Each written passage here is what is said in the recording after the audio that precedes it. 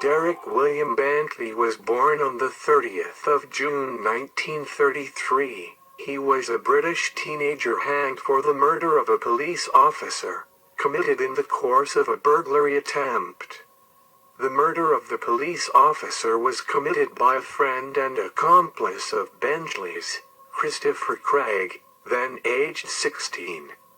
Bentley was convicted as a party to the murder by the English law principle of joint enterprise. Derek Bentley had a very difficult childhood. In April 1938, he apparently fell 15 feet from a lorry and hit his head on the pavement, which caused his epilepsy. During World War II, the house Bentley lived in as a child was bombed and collapsed around him, leaving Bentley with serious head injuries and concussed. Bentley attended Norbury Secondary Modern School in 1944, after failing the 11+ examination. In March 1948, Bentley and another boy were arrested for theft. In September that year, he was sentenced to serve 3 years at Kingswood Approved School, near Bristol. There, Bentley was found to have a mental age of 11, and to have lower than average intelligence, having scored 66 in December 1948 and 77 in 1952 IQ tests. At the time of his arrest in early November 1952, he was found to be illiterate. Bentley was released from Kingswood School on the 28th of July 1950, and was a recluse for the rest of the year. In March 1951, he found a job working for a furniture removal firm, but injured his back 12 months later, in March 1952, forcing him to leave the job. In May 1952, Bentley worked for the Croydon Corporation as a waste collector, but 2 months later, with his works being unsatisfactory, he was demoted to street cleaning. 2 months after that, Bentley was sacked from the corporation. On the 11th of February 1952, Bentley was deemed unfit for national service, due to his EEG test findings and low intelligence. He earlier had an EEG reading, which confirmed he was epileptic on the 16th of November 1949. And another one at Bristol, which was abnormal on the 9th of February 1950. On the night of the 2nd of November 1952, Christopher Craig and Bentley tried to break into the warehouse of confectionery manufacturers and wholesalers Barlow and Damp, Parker on Worth Road, Croydon, England. At around 9 p.m., a 9-year-old girl in a house across the road spotted both Craig and Bentley climbing over the gate and up a drain pipe to the roof of the warehouse. She alerted her parents. Her father then went to the nearest telephone box and called the police. When the police arrived, the two youths hid behind the lift housing. Craig taunted the police. One of the police officers, Detective Sergeant Frederick Fairfax, climbed the drain pipe onto the roof and grabbed hold of Bentley. Bentley broke free and was alleged by a number of police witnesses to have shouted the words "Let him have it, Chris." Both Craig and Bentley denied that those words were ever spoken. As did Christopher Craig, interviewed nearly 40 years later in September 1991. Craig, who was armed with a revolver, opened fire, and shot Fairfax in the shoulder. Nevertheless, Fairfax arrested Bentley, who apparently told him that Craig had plenty of ammunition for his Colt New Service 455 Ely caliber revolver, for which Craig had a variety of undersized rounds, some of which he had modified to fit the gun. Craig had also sawn off half the weapon's barrel, so that it would fit in his pocket. In his pocket, Bentley had a sheath knife and a spiked knuckle duster, though he did not use either on the night. Craig had made the knuckle duster himself and gave both weapons to Bentley. Following the arrival of uniformed officers, a group was sent onto the roof. The first to reach the roof was Police Constable Sidney Miles, who was immediately killed by a shot to the head.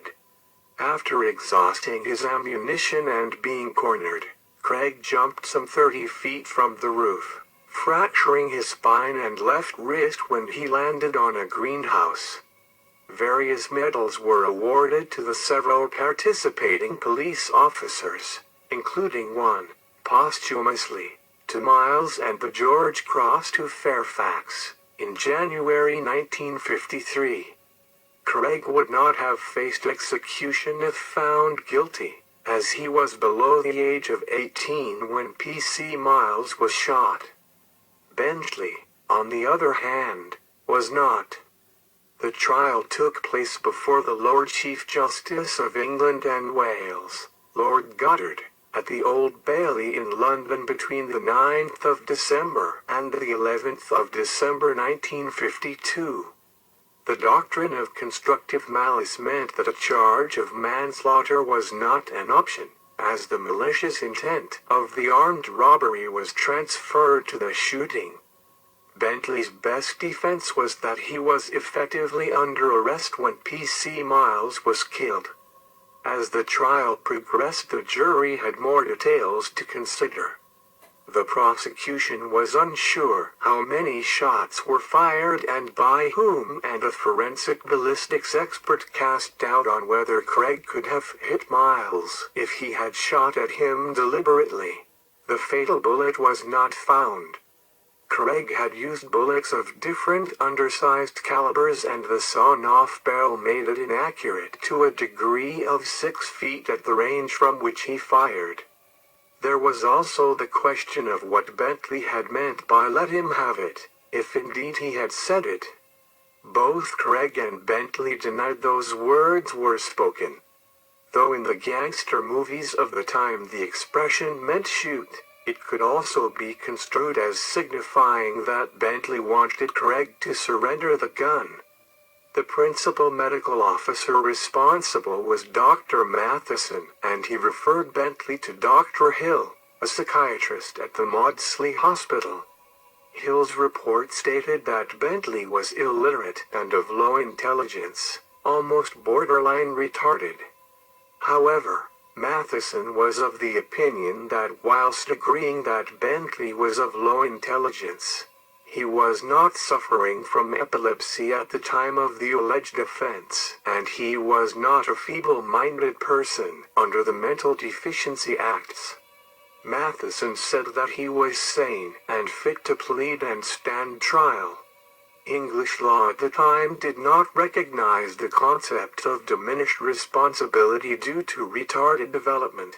Though it existed in Scottish law, it was introduced to England by the Homicide Act 1957. Criminal insanity, where the accused is unable to distinguish right from wrong, was then the only medical defense to murder. Bentley, while suffering severe debilitation, was not insane. The jury took 75 minutes to decide that both Craig and Bentley were guilty of P.C. Miles's murder.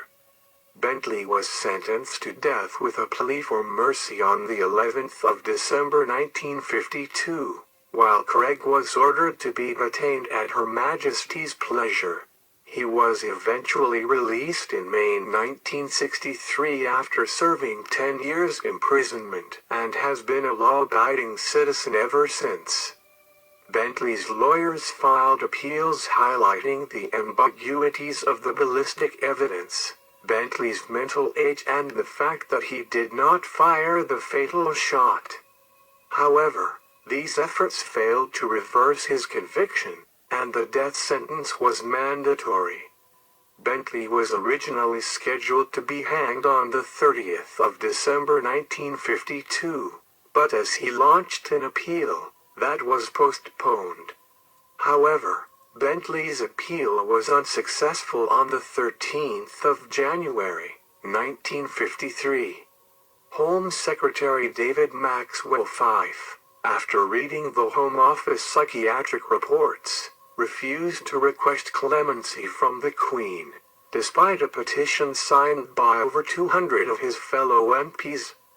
Parliament was not allowed to debate Bentley's sentence until it had been carried out.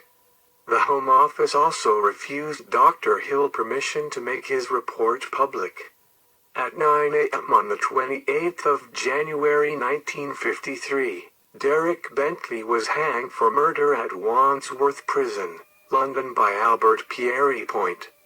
When it was announced the execution had been carried out, there were protests outside the prison, and 2 people were arrested and later fined for damage to property. Following the execution, there was a public sense of unease about the decision, resulting in a long campaign, mostly led by Bentley's sister Iris, to secure a posthumous pardon for him. In March 1966, his remains were removed from Wandsworth Prison and were buried in a family grave. On the 29th of July 1993, Bentley was granted a royal pardon in respect of the sentence of death passed upon him and carried out. However, in English law this did not quash his conviction for murder.